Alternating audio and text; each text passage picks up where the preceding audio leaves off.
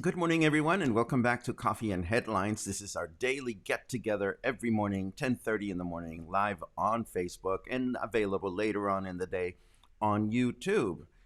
Today is Friday, August 14th. Thank God it's Friday, and we're gathered here, as you know, to exchange news, stories, headlines, things that we heard from credible sources, of course, things that we think are important to our lives as English-speaking folk here living in Puerto Vallarta. It is always a pleasure to meet new people, and we always invite you, if you're new to these broadcasts, to write the word new in your comments so that we can welcome you properly. We also encourage you to write the letter Q before any important questions that you would like to have addressed or comments that you think are particularly important that we look at during the broadcast, or I get to them immediately after the broadcast. Today, we have a very, very rich day, and because there's all kinds of things going on. Yesterday, it's funny because yesterday I posted this image on the Facebook wall of our Coffee and Headlines Facebook page. It's not even 7 p.m. and Luna is already excited about tomorrow's headlines. And I must say, it's not like today we're going to have particularly good news or particularly bad news, but there's just so many headlines. There's just so much stuff going on that yesterday afternoon when I closed my shop, I felt like I was walking into Bed Bath & Beyond for the first time in my life, you know? And it was really funny because I said to myself, wow, there's so much shit going on.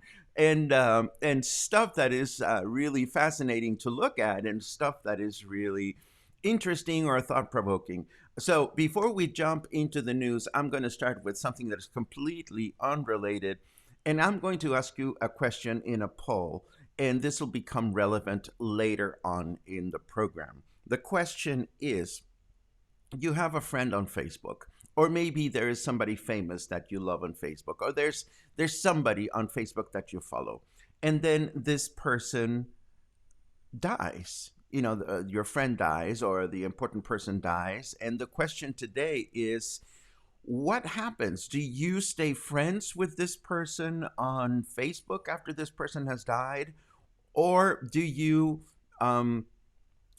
detach this person from your circle of friends and move on with your life? So I'm going to leave that question there. We're going to come back and we're going to look at that question in a second so that you can see that it will make some sense to what we are going to be talking about in a little bit, in a little while. Let me take a quick look at your initial comments before we move on with our news, which again have to do with everything from bad hand sanitizers to the first vaccine efforts here in Mexico, to that journalist from Nayarit that was put in jail. You asked for research to that effect yesterday, and I got some research. And I heard you, Luna. Come on, you can hop up.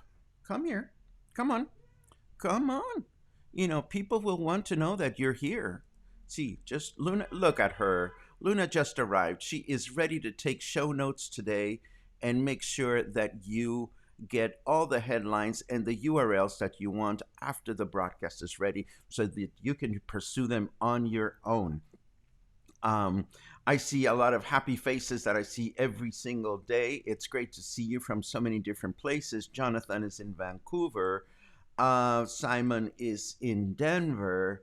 Um, Margaret, we don't know where Margaret is, but we're still happy to see her.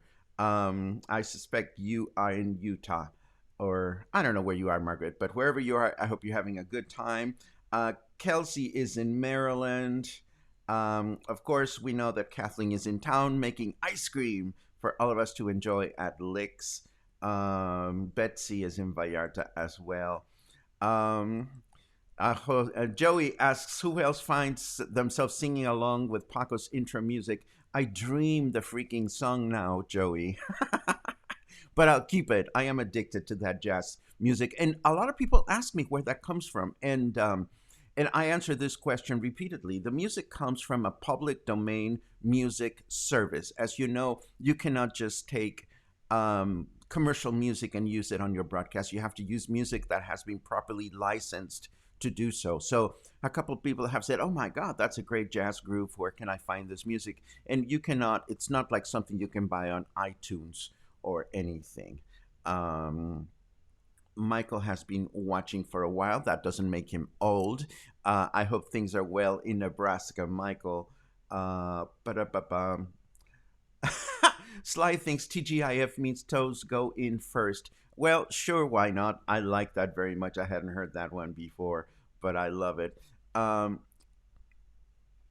there is a good question. Is there a word in Spanish for all the people that you know who have died? We all have that group. In English, there's a name for a group of lost loved ones. Um, in Spanish, we use the word difunto, which essentially means deceased.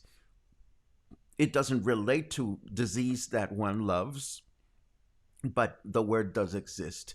I wonder if you guys know a film called The Loved One. It's a very satirical comedy from the 1950s that nobody watched, and it is considered the most disgusting, offensive movie in the world. And it has all kinds of wonderful actors from that period. And one of these days, if you haven't seen it, I'll talk about the movie because it's just crazy offensive. Bum, bum, bum, bum, bum.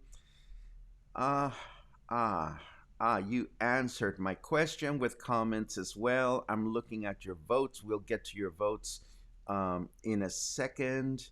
Um, and more questions. Oh, good to hear, Sean. First time at Licks. Yes, Licks is a wonderful place.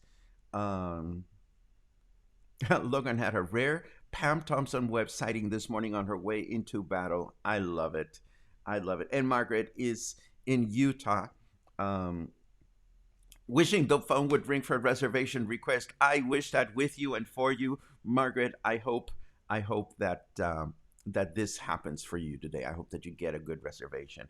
Marianne watched The Umbrella Academy. I'm so glad that somebody else is watching that show. I finished the season one, and now I want to savor season two more slowly because the summer is still around, and we're gonna have a lot of time to enjoy these shows. So anyhow, let us move on with today as we have a lot of things to talk about. I would like to continue with our headlines. So let me cue in the headline music. There we go.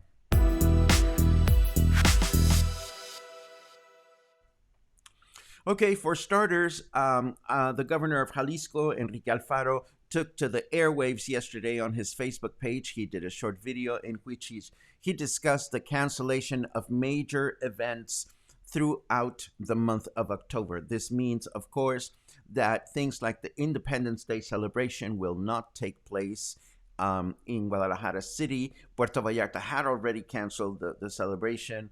Guadalajara City also has the very popular October fiestas, and those are going to be canceled as well.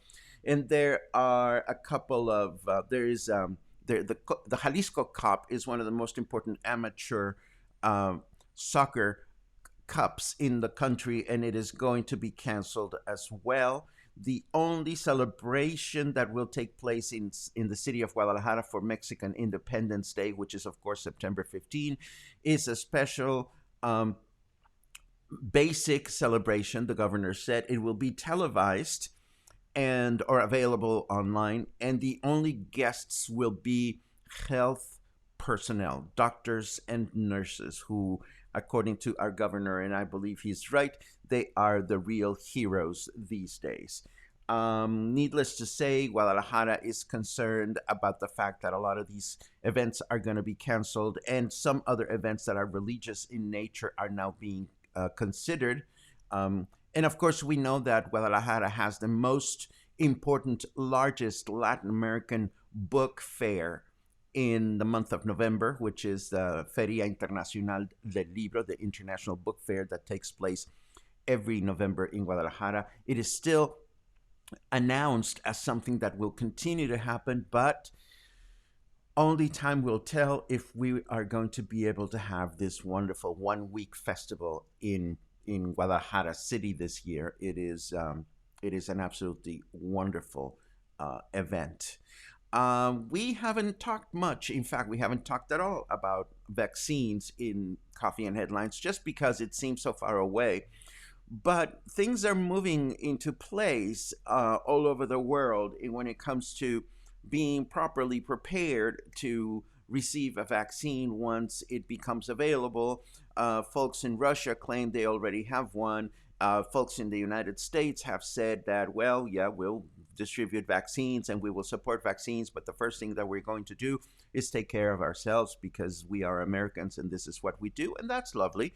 And other countries are finding themselves a seat at the table of the vaccine thing. And here in Mexico, the union or the match seems to be between AstraZeneca, a United Kingdom pharmaceutical company, and a vaccine that is being or has been developed in Cambridge in the United Kingdom. And this vaccine will be apparently manufactured in Mexico and distributed thanks to the Carlos Slim Foundation. Carlos Slim is a Mexican investor and considered presently among the 20 richest people in the world. And he's been up and down with Bill Gates in that list. At some point, he was the third richest person in the world. So anyhow, we're going to keep track on this news item. Again, I personally haven't been paying much attention to the vaccine thing because we know that the trials are going to take some time, and then the distribution is going to take some time. There's been several conflicting statements about vaccines in Mexico. Claudia Sheinbaum, the mayor of Mexico City, has said we're going to have it and we're going to distribute it for free. The president has said it's going to be distributed for free throughout Mexico, and it's going to happen at the beginning of the year. Again, I'll believe it when I see it, and but I wanted to start painting at least a basic picture as to what the vaccine is going to look like here in Mexico as opposed to other countries. Speaking of other countries, somebody was very kind enough to share this page from the FDA yesterday, where the FDA is updating hand sanitizers that consumers should not use. And this was also reflected on this article by Yahoo saying that hand sanitizers made in China, Texas, North Carolina are in the do not use list. We have talked about this before, and we know that in Mexico there has been an issue with contamination of hand gel, contaminated with methanol, which is of course very dangerous to our bodies. So this is not new news for us per se, but as I mentioned to this person yesterday, it is a good reminder because we haven't talked about this in a while. If you go out and buy hand sanitizer at the store, make sure that it is well branded. There are a lot of informal operations I've seen around the city where people just bottle their own hand sanitizer and they sell it to you in unlabeled bottles. That's the kind of stuff that I would recommend you stay away from. If you buy hand sanitizer, buy it at a store from a brand that looks legitimate. And again, we see people offering hand sanitizer wherever we go, at businesses and restaurants and shops and so forth and so on. I always carry my own because I have my own, and by having my own, I'm using the brand that I know and trust. B, I am avoiding the sometimes very sticky, gooey hand sanitizers that you can get. And three, I'm just trying to make sure that I'm going to be okay. So I wanted to leave that out there for you to keep in mind. Next, we have this cute headline that came from Excelsior in Mexico City. Um, no, I skipped one. Let me go back to this one. Yesterday, we started to talk about the advantages and disadvantages and social and legal implications of making face masks mandatory. Well, face masks mandatory have been mandatory in the city of Leon in Guanajuato, where the COVID situation is not very favorable. And this news item tells us that in 3 weeks, 476 people have been arrested for not wearing a face mask in the last 3 weeks. And excuse me, what the city of Leon, Guanajuato has decided to do is they first stop you. They invite you to wear one, and if you choose not to wear one, you could be detained. And if you are detained, then it is the authorities who decide if you're going to be fined or if you're going to be arrested. During the first week of this operation in the city of Leon, police arrested 222 people. Out of them, 213 were men, and the rest, of course, were women. So this is indeed happening. Whether it will continue to happen at regional level, at state or city level, we'll just have to see. Again, yesterday we commented on how Hugo Lopez Gatell saw advantages and disadvantages for face masks. He's always said that face masks are good to prevent COVID-19 or are effective in helping doing that. But he mentioned the very important issue of mandating face masks and civil rights violation and the potential for police brutality, incidents that nobody wants to see. The flip side of that, again, is to have friendly, inspiring campaigns for people to wear the face mask. And in Mexico City, we see that certain Mexican characters like Frida Kahlo and Adelitas in Charros took to the street to walk around the city wearing face masks, hoping that this will inspire other people to do so. Again, it's one of those things. On one hand, it could be useful. On the other hand, it could not be useful to use force and violence or legal obligation to wear face masks. Again, we'll have to see what happens in the near future. I picked this from Yahoo and I thought I'd share it with you. It comes from The Telegraph, and this has to do with a corruption investigation that's going on in Mexico at the present time at the request of our president, Andrés Manuel López Obrador. And this is going to involve, for the very first time, bringing back former presidents to testify on the investigation, which implicates the former director of Pemex, our big oil production company, Emilio Lozoya, who apparently worked with past presidents in obtaining campaign funds illegally from a Brazilian firm, construction giant called Odebrecht. And again, this is the very first time that Mexico sees an investigation case to this level. Before I go on with my headlines, let me take a quick look at your comments, because we're getting close to the point in which we want to talk about this issue of the Facebook page, and I'll explain myself in a second.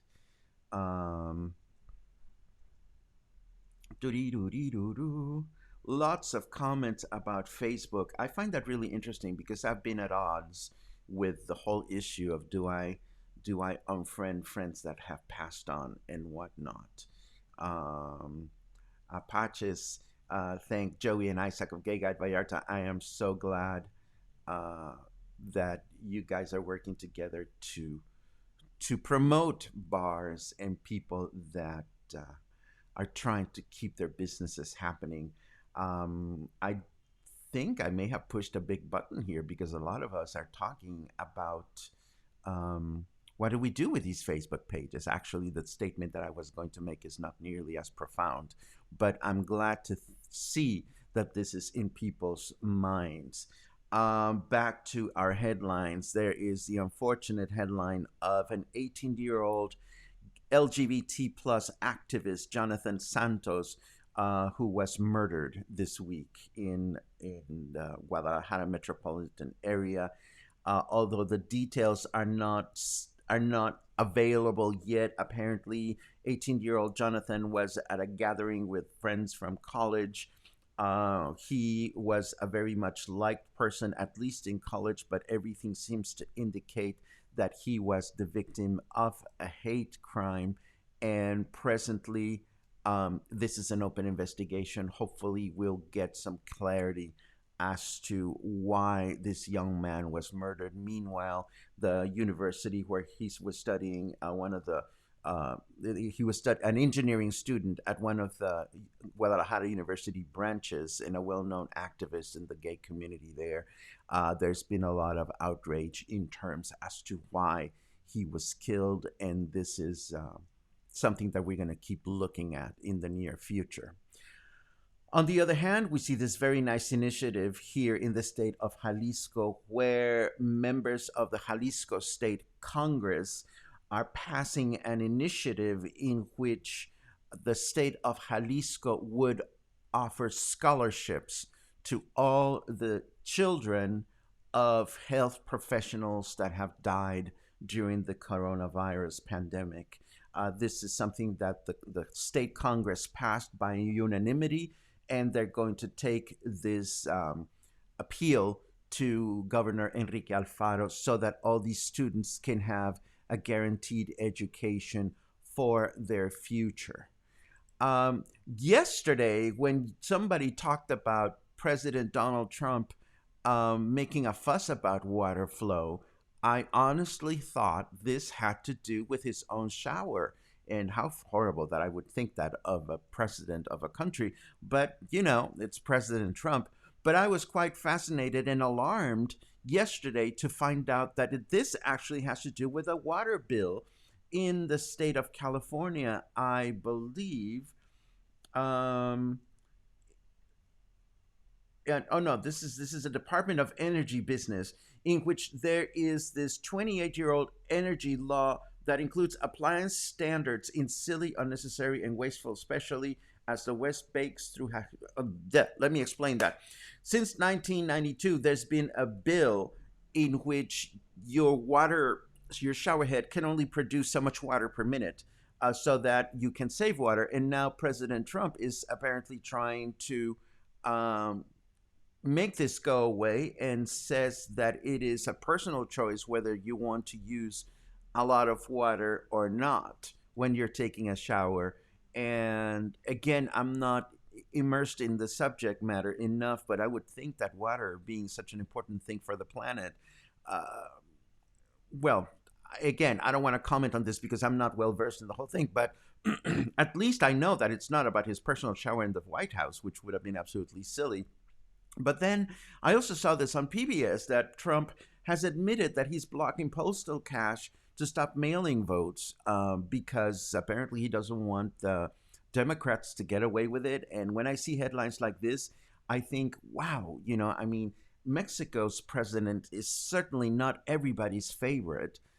And I feel as incompetent as an individual when we see that strange things are being decided by our authorities, because as a person, there's only so much we can do. And then I read these things about what's going on in the United States, and I'm like, oh my goodness. I mean, how can the United States letting this happen to your own country? I certainly hope that the voting process in November is not going to be very, very crazy. Although I was listening to a Vox explainer podcast today, Explain, and they painted a very interesting picture of what it's going to be like when it comes time to voting in November in the United States. I just wish it would be December or maybe even January, and we would have a vaccine and everything would be slightly different, perhaps not back to normal, but definitely different. This headline made me laugh for all the wrong reasons, and I mean no offense by sharing it, but when I read that pandemic has driven Americans to depression and drinking, CDC says, the first thought that went through my warped mind was, well, in the rest of the world, what are we doing? Frying cupcakes or or or just playing cards? Of course, everybody's getting depressed and everybody's drinking because of the pandemic. But I thought um, the headline was just too funny to pass on. And by this, I don't mean funny as in making fun of people that drink or making fun of people that are depressed, because I suffer from depression and it's really hit me. And I've been drinking. Some days I know that I have a glass of wine to help me fall asleep, and some days I'm drinking because I'm like, I don't want to deal. So of course this is happening, but it's not only happening in the United States. Then I caught this other headline that just scared me to death because of the photograph. This is a video of companies that are making these silly plastic barriers that hang in front of restaurants so that you can actually go to an indoor restaurant and enjoy a meal while you're not spitting at someone because there's this cone of silence hanging over your head. And of course, this article from Yahoo says experts worry that they may not be enough. And of course, I would worry. I don't know that I feel more comfortable going to an indoor restaurant and being surrounded by a cone of plastic plexiglass, or simply avoiding the restaurant altogether. But I watched the video and I thought it's funny and silly, and I don't know what to make of it. But you tell me what you think after you watch it. Leave a comment or let me know whether you are likely to be going to a restaurant with plexiglass. And now that we're here, let me go back to your answer and show the results. I see that most of you would stay friends with the Facebook page.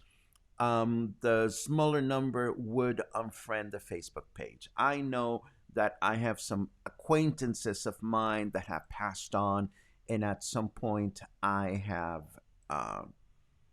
eliminated their Facebook page from my Facebook page. I've unfriended them because in my mind I've made peace with the departure and I am fine with it. There are others that I still haven't, and there's a weird emotional attachment there. But the reason I'm bringing this up is not even that profound, at least not to me.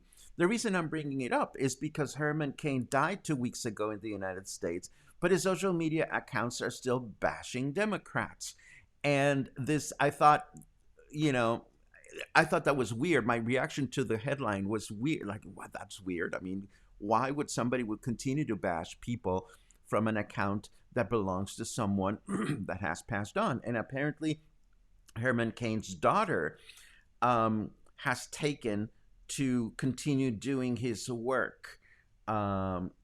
On her father's website, she explains, her name is Dr. Melanie Cain Gallo. She explained he wouldn't have wanted that work to stop with his passing. So we will continue. We've decided that we will go on using his platform to share the information and ideas he believed in. And that's that. I don't know how you feel about that. I don't know how I feel about that myself.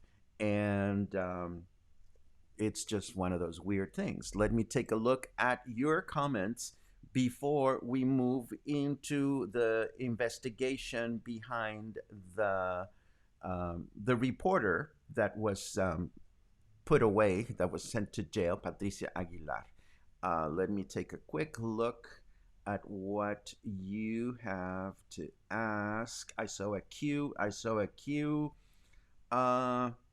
Good day from San Diego. Any Aussies there? Should we book for November and December? Susie, you asked this question a few days ago. I recognized your Facebook photograph, and I believe the answer we gave to the same question a few days ago, or maybe somebody asked the question and it was not you. But I see your face. It looks familiar.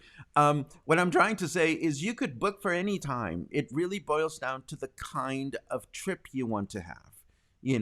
I saw a really great term on promoting another city, and the term was safecation. And I liked its use because you can have a safecation in Puerto Vallarta whenever you want. You know what the guidelines are. You know what the restrictions are. You know what is open or closed as a result of those restrictions. So if you enjoy after parties at 3 o'clock in the morning, chances are that it's not going to be a good time for you to book in November and December, because I doubt that much of that is going to be going on.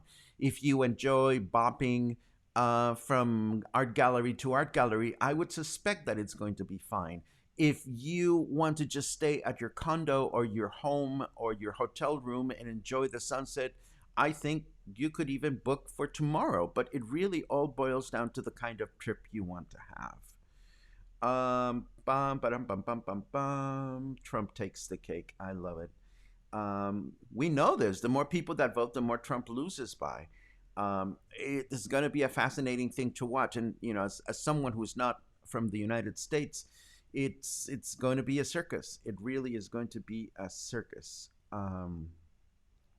Is the cone washable, and will they wash in between guests? That is weird. Well, if it's made of acrylic, it's bound to get scratchy very quickly. Michal, again, I don't know that I would feel comfortable sitting under that thing regardless.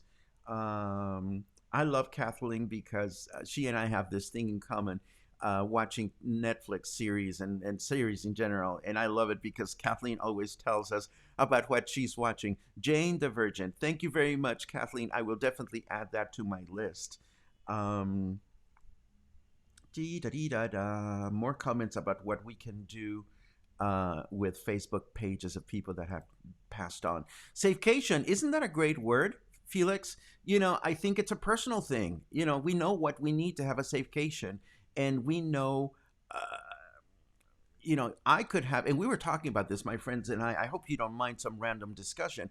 Where would I personally want to have a safecation right now? I would want to go to a very, either a very comfortable hotel that I cannot afford, where everything will be taken care of, and it would be kind of like an all-inclusive, leave me alone kind of thing in a not very populated beach or mountain area. Or it could be a very basic bare bones, just go to a small cabana in the middle of the mountains. I mean, just something that invites the opportunity to take photographs, read a book, um, and just chill and regain some energy and whatnot. Maybe bring a whole television series and binge. But then there's a part of me that says to me, well, you're doing that at home and you like your home and you have Luna to keep you company. So why would you want to go somewhere else? And that's just me. Um, Safecation. Oh, you're not stealing, Holly. I think we should all embrace it. We should all embrace it, because if you are a business trying to promote people to coming here, just throw it into your component of promotional phrases and whatnot. If you are a person looking to get away from it all, and don't we all need that, use the phrase or use the term to define what it is that you need right now from a vacation and from a time away. I mean, it may not even be a vacation. Sometimes we just need to unplug for a few hours or a few days. I like this comment from Devin. Come on down, come on over. Vallarta feels safe now. Well, it does. It does. I mean, because we know what it is that we can and should be doing, and what we can do and what we cannot do. So hopefully you folks will keep this in mind. Now, let us move on to the reporter um, bit, because you all wanted to know about Patricia Aguilar. And I'm going to start with this article that was published in July 12, 2019. So this is something that was published over a year ago by Proceso.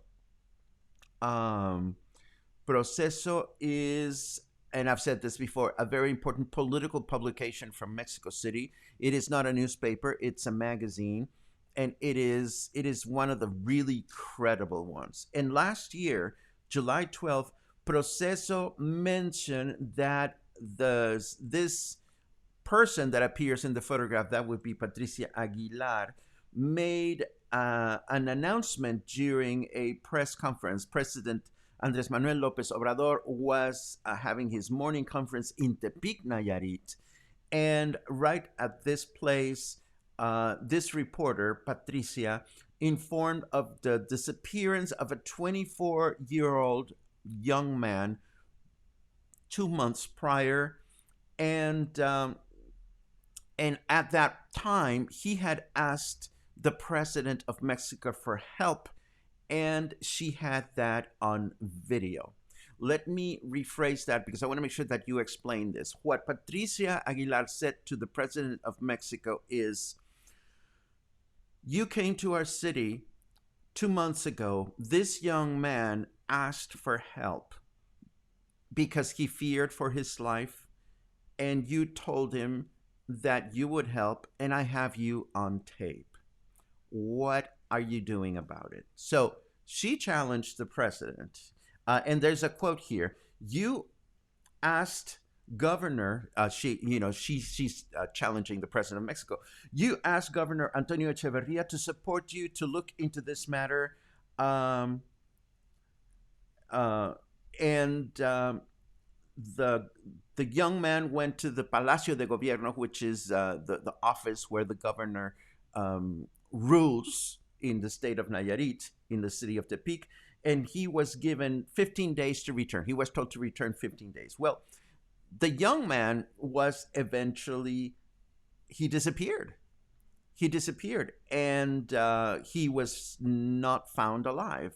I'm not sure whether his body was found, but I believe he was not found.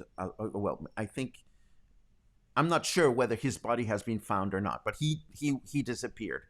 And then 2 days after this news item appeared, the wife of the guy that disappeared gave a slightly different version. She said that the people that lifted her husband, the young man, were Marines, that apparently they were driving down a city, and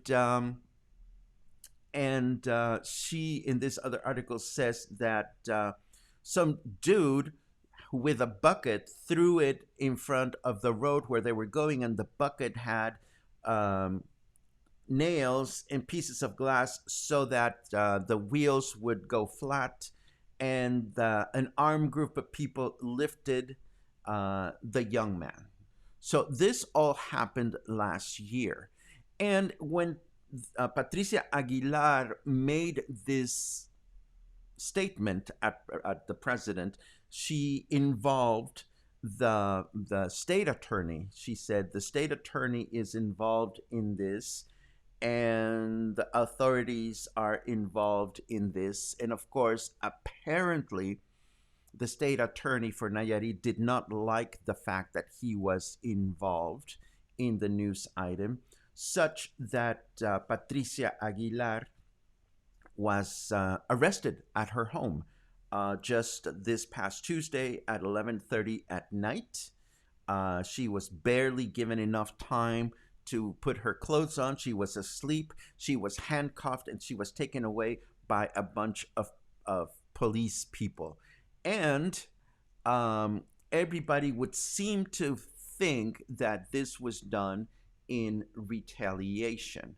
I see a question by Gigi saying, what was the young man involved in? And the thing is, we don't know specifically what the young man was involved in. All of these details are coming to light right now. But then something published on the 29th of May of this year caught my attention.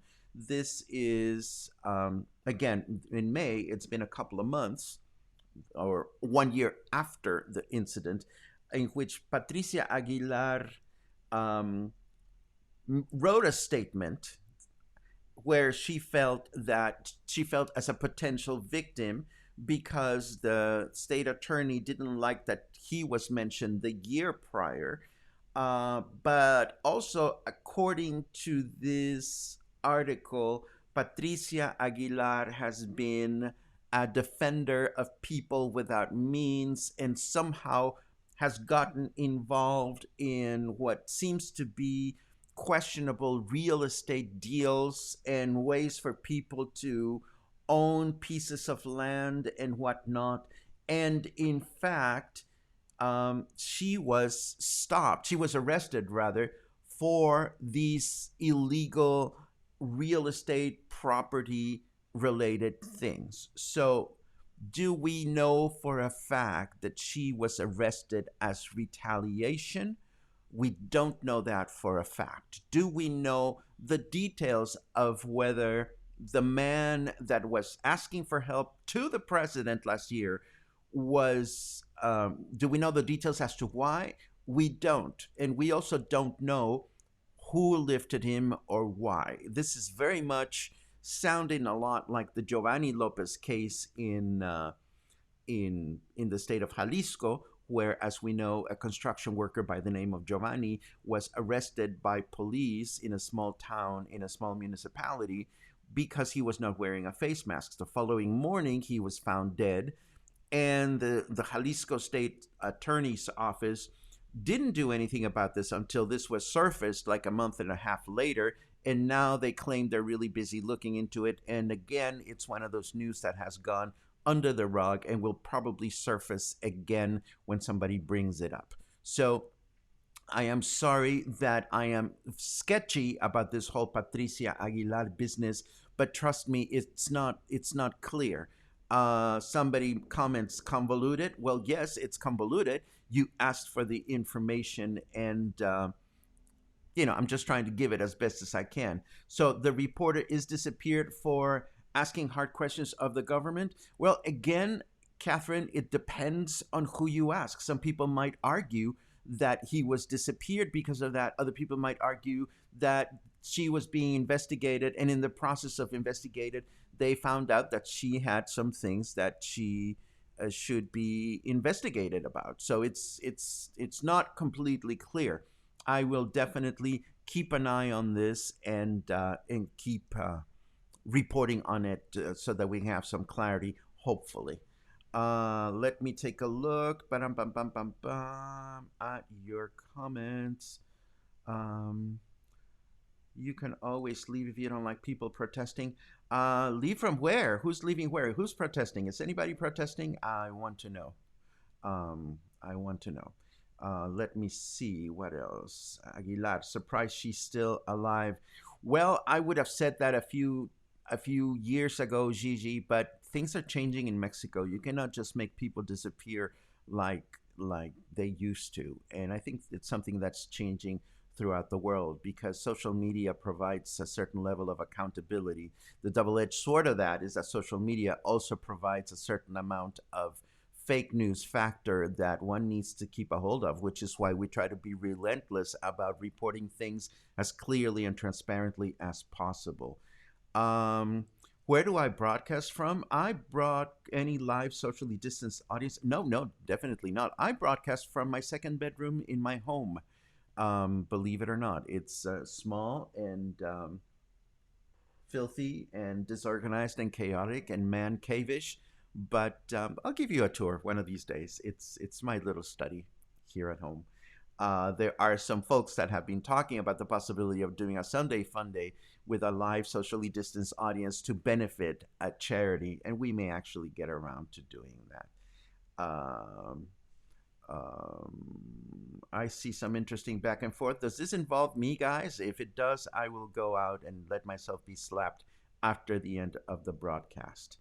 Let's see. Yes, there is probably a lot more to the story. And given the efficiency of some of our reporters and the detail with which they report, it makes it even more challenging for folks like myself to be able to get the news the way they are. Doreen likes the brick wall behind me. The news is, Doreen, is that I can actually make it go away and change it for something more exciting and less credible. This brick wall behind me is not really in my house. I would love to have a brick wall like that. Let me blur it again because it looks better like so. No, my home is filthy. You don't want to see my home. Are you kidding? I told my cleaning lady to go away when the pandemic started because I didn't want her to to be threatened by being outside. No, I don't actually have a brick wall. And Luna does not like face masks, Robin. So there. Moving right along. Am I in the leisurely stuff yet? Am I? Is it time to talk about the weather and the leisurely stuff? Yes, it is. Of course, we're almost to the end of the broadcast, but not before we look at our weather. Cue the weather. Oh, whoops. Well, I went into the weather without going into the little song. Um, let's do the little song. Why not? That'll have Joey humming even more songs. 28 degrees Celsius feels like 32. It is 82 degrees Fahrenheit. Humidity is not as low, 80%. Not as slow. Listen to me. It's freaking humid out there. We have zero chance of rain for today, according to the weather forecast. We're going to have rain, but we had rain in the morning. I hope it means rain this coming Monday morning. It's going to be humid and partly cloudy through the day tomorrow, and it's going to be humid and partly cloudy through the day on Sunday. So not much rain to look at during this particular weekend. Moving right on with our headlines. I don't know if this is going to make me laugh or cry or get a little angry, but the very, very, very friendly folks at Hotel Tropicana here in Puerto Vallarta have decided to cordon off what they claim to be their part of the beach. The beach being a public space in Mexico. So, in this very charming video that was captured by the folks from Reporte Diario Vallarta, we see some folks sitting down right outside of what Hotel Tropicana has decided is their legal boundary to the beach. Now, of course, I don't have plans or anything. I have no idea what the exact federal boundary of the property is at that point. But the point of the video is that these very nice people were sitting outside of the boundary. And sitting outside of the boundary and standing inside of the boundary was this makeshift security guard and staff person for the hotel that apparently were asking these people to leave because they're sitting just outside of the property. It's like me walking down the stairs from my apartment building, and if I see a nice person just sitting outside on the sidewalk and me saying to this person, I'm sorry, you cannot sit on the sidewalk, which is public property. So this is what's going on at the Tropicana Hotel here in our friendly Puerto Vallarta, the friendliest city in the world, where everybody wants to go and have a nice safecation. Shame on you, Hotel Tropicana. I mean, one thing is to cordon off your hotel, and another thing is to tell very nice people that are sitting outside of your freaking property to go away. Take that. Sorry, that just sort of fell out of my mouth. Anyhow, I'll share the link of this video so that you can enjoy it. And if you feel inclined to do that, send some loving poetry to Hotel Tropicana, who seems to be entitled to something. And yes, they are just looking for some shade. That's what they said in the freaking video. They were like, and the policeman and the security guard was like, well, I've already called the police and they're coming to get you and stuff like that. I mean, it was just, well, I don't know. It's news and headlines and coffee and headlines. You make whatever you want of it. And of course, speaking of headlines, there is such a thing. This I need to explain. You know, in Mexico and Latin America, most of our Spanish rules, and I mean grammar and spelling and so forth and so on, are originated by the Royal Spanish Academy. And this is the Spanish, as in Spain, Academy. Well, they have a Twitter page and they have a Facebook page and they have a this and that page. And they ruffled some feathers this week because this week the Royal Spanish Academy says that because the word pizza is not a Spanish word, it is considered an Italianism, it should be written in italics. I mean, this is a completely innocent statement, you know. Wow, I mean, it made headlines. it made headlines, and it made headlines because I mean, it's like, who are the folks from Spain to tell us how to write our Spanish, Mexican Spanish, English? I mean, Spanish. And then, of course, it made headlines because some people in Mexico say pizza with a T, as in pizza, because that would be the closest to the Italian pronunciation. But there's a lot of people that also call it pic, as in picture, pizza. And pizza with a C is considered very uneducated. I mean, we make fun of uneducated people when we say, "Ooh, vamos a ordenar una pizza," and we say with a C as though people that are less cultured. Making fun of people that are less cultured. But anyhow, yes, we pay attention to the Spanish Royal Academy in terms of how we're supposed to write our language or not write our language. And that is, believe it or not, the last headline that I have for you. And again, we've gone forever in this show, and I'm sorry that this show became so long. But again, there was just so many interesting things to pick from. That's why we started the program with that amazing photograph of Bed Bath and Beyond. I mean, yesterday, I really felt like, oh my God, these are all really interesting or stupid or thoughtful or important headlines. So I thank you so much for enduring me for 40 minutes. Let me take a quick look at your last minute comments to make sure that I didn't leave any questions unanswered. Uh, uh, oh, Jorge, you just made my day because getting these green screens to look properly is complicated. I can easily mess it up like this, or I can easily mess it up like that. And the fact that I go through my effort to make sure that it is well presented is something that I take a lot of pride of. I'm sorry you're disappointed. Please know that I've always wanted to have a brick house. I really would love to have that. Let me see. Good grief, I must have missed a whole lot. Usually the broadcast is finished by now. Are we just starting the weather? Yes, this went on forever, and it's not my intention. Thank you for that, Jeffrey. Well, this is hard to answer, Doreen. Again, we don't know. There was a lot of initiative. And yes, Paco is known to throw shade sometimes. I can't help it. I don't know that I would boycott them, Eric. See, this is something that, and please allow me to invite you to consider something. A lot of times we decide to shut the door on people before we ask questions. And it's very easy to say, I'm going to boycott the Tropicana. Personally, it's not like some place that I would go to because I live here. I don't need to go to Tropicana. But if I wanted to go to Tropicana, or if I had just booked a room in Tropicana, I would first give them the benefit of the doubt. I would contact the management and I would say, hey, I just saw this video. Is this really your policy? And based on the answer, I would make a decision. So please consider that maneuver. Please consider that option, because it's very easy to go around the world and life by saying, well, boycott this and boycott that without getting the complete picture. And I do believe that whether they're right or wrong, or whether that's fair or unfair, they do deserve the complete picture. Now, if they decide to say, well, yeah, we're assholes and this is what we do because we're assholes, then, fuck them. They're assholes, But first, let's just get the facts straight. What is the pizza prep in a box called there? I don't know what the pizza prep in a box is.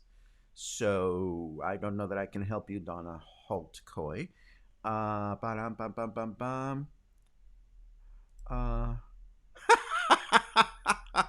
Please, Paul, disregard. This is the Royal Spanish Academy. I think it's funny that they do things like that. I love it. Pizza. Vamos por una pizza.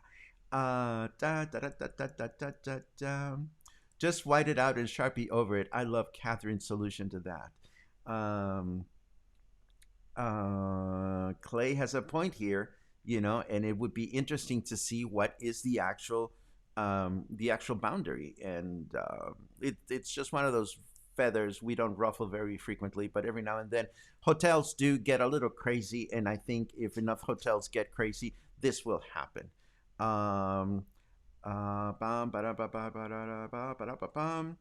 Bravo re boycotting.